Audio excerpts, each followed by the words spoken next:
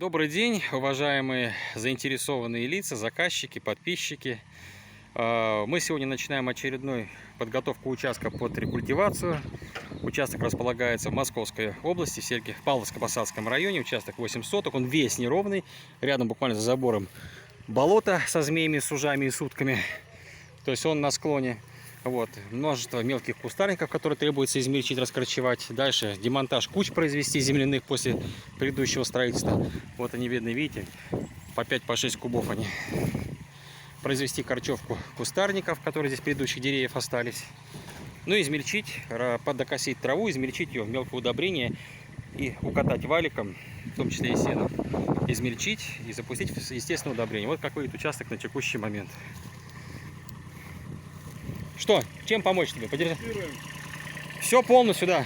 Полную площадь? Полную площадь, да. Будем измельчать мусор и траву по полной площади, как таковой.